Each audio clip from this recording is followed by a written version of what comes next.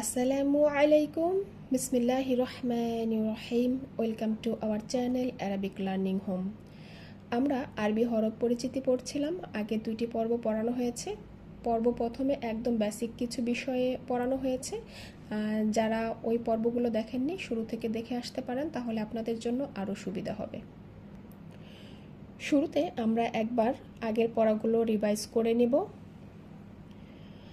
প্রথম হরফ হচ্ছে আলিফ, কোনো টান হবে না। আলিফ। বা একালিপ টান। কীভাবে বুঝবো একালিপ টান কতটুকু পরিমাণ? একটি বন্ধ আঙুল খুলতে যতটুকু সময় লাগে। বা বেশি দ্রুতও না, আবার খুব আস্তেও না, দেখে বুঝে নিতে হবে। এর পরের হরফ তা, ফা, এটি নরম করে উচ্চারণ করতে হবে। আমরা এই পর্যন্ত পড়িয়েছিলাম, আজকে এখান থেকে শুরু করব। প্রথমে আমরা এই হরফের নাম জানব। এই হরফের নাম বানান করে উচ্চারণের ক্ষেত্রে 4 আলিফ টেনে পড়তে হবে। এই হরফগুলোতে আমরা 1 আলিফ টেনে পড়েছি, কারণ আলিফ খালি ডানে জবর ছিল সবগুলাই। আলিফ খালি ডানে জবর, আলিফ খালি ডানে জবর। আমরা যত জায়গায় এই অবস্থায় পাবো আল কোরআন পড়ার ক্ষেত্রে, তত জায়গায় 1 আলিফ টেনে পড়ব। এই ক্ষেত্রে 4 আলিফ টান হবে।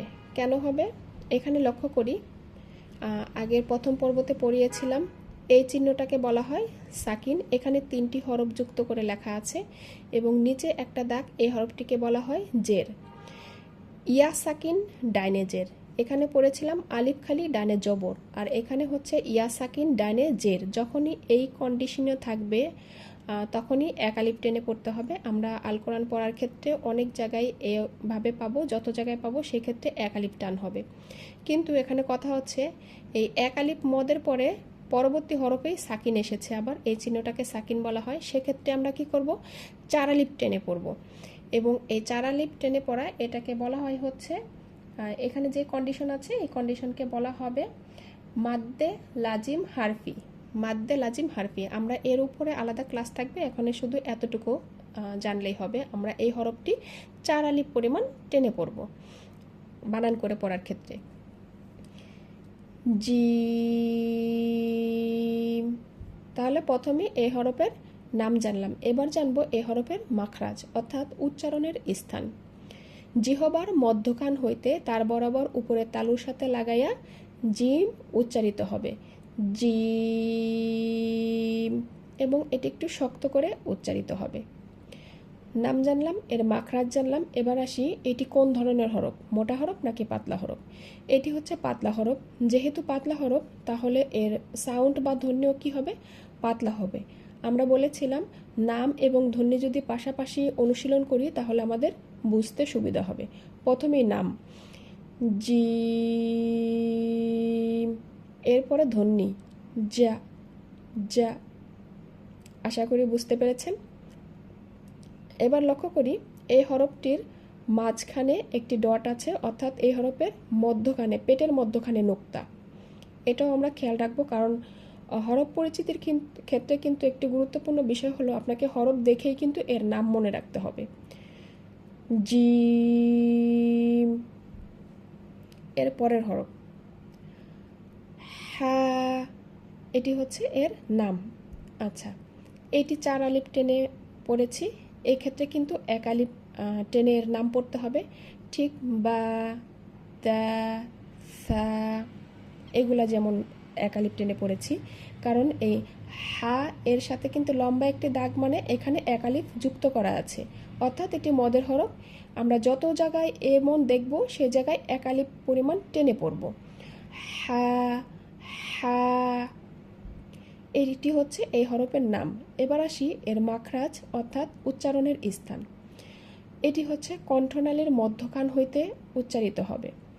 যদি এই কলমটাকে কণ্ঠনালী বিবেচনা করা হয় তাহলে এটি হচ্ছে শুরু, এটি হচ্ছে মধ্যভাগ, এটি হচ্ছে শেষ ভাগ। এই কণ্ঠনালীর মধ্যভাগ হইতে হা উচ্চারিত হবে, একটু হালকা চেপে উচ্চারণ করতে হবে। এই হরফটি একটু বেশি পরিমাণ প্র্যাকটিস করতে হবে। হা, হা, তাহলে এর নাম জানলাম, এর মাখরাজ জানলাম। এবার আসি এটি কোন ধরনের হরফ, মোটা হরফ নাকি পাতলা হরফ? এটি পাতলা হরফ। যেহেতু এটি পাতলা হরফ তাহলে এর ধ্বনি বা সাউন্ডও কি হবে, পাতলা হবে। আমরা নাম এবং সাউন্ড বা ধ্বনি পাশাপাশি অনুশীলন করব। প্রথমে নাম হা, তারপরে এর সাউন্ড হা হা হা হা হা। আশা করি বুঝতে পেরেছেন। এবং এইখানে কিন্তু কোনো নোক্তা নেই, অর্থাৎ কোনো ডট নেই, উপরে মাঝে কোথাও কিন্তু কোনো ডট নেই। এর পরবর্তী হরফ হচ্ছে খ, এটি হচ্ছে হরফের নাম। এবার আসি এখানে কতটুকু, নামটা কতটুকু টেনে পড়ব, এক আলিফ টেনে পড়ব।